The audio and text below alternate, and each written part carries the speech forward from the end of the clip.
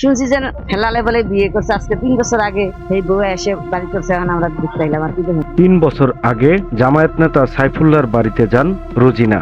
এরপর তাদের মধ্যে গড়ে ওঠে প্রেমের সম্পর্ক। মুঠোফোনে নিয়মিত কথা বলার মাধ্যমে তাদের সম্পর্কটা আরো গভীর হয়। এক পর্যায়ে পরিবারের অজান্তে তারা পালিয়ে বিয়ে করেন এবং ঢাকায় বাসা ভাড়া নিয়ে দীর্ঘদিন সংসার করেন।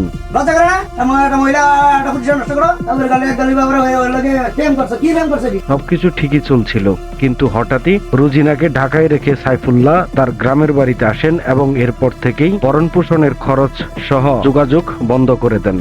আমি দাবি নিয়ে আসি সাইফুল্লাহ মানসুরের সাথে আমার বিয়ে হয়েছিল, কিন্তু সেটা এখন তারা অস্বীকার হয়ে যায়। উপায়ন্তর না পেয়ে রোজিনা স্ত্রীর স্বীকৃতির দাবিতে জামায়াত ইসলামের এই নেতার বাড়িতে অনশন শুরু করেন।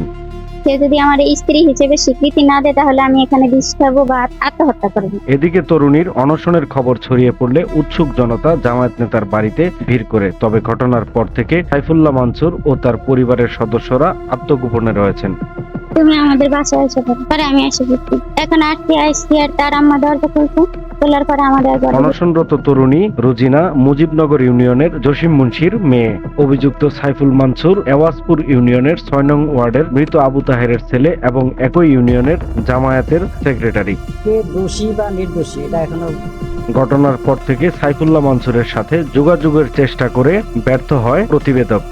আমরা এই বিষয়টা শোনার পরেই আমরা সাংগঠনিক ওয়েতে আলোচনা করেছি এবং 3 সদস্য বিশিষ্ট তদন্ত কমিটি গঠন করেছি। যদি সে দোষী প্রমাণিত হয় তাহলে অবশ্যই তার বিরুদ্ধে সাংগঠনিক ব্যবস্থা গ্রহণ করা হবে। এই ঘটনায় শশীভূষণ থানার ভারপ্রাপ্ত কর্মকর্তা তারিক হাসান রাসেল জানান, এ বিষয়ে লিখিত অভিযোগ পেলে তারা আইনগত ব্যবস্থা নেবেন। এমন চাঞ্চল্যকর ঘটনাটি ভোলার চর ফ্যাশনে।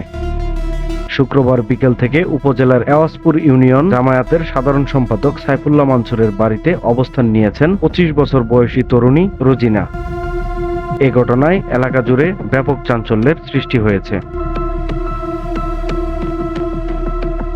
সময়ের কলম, নিউজ ডেস্ক।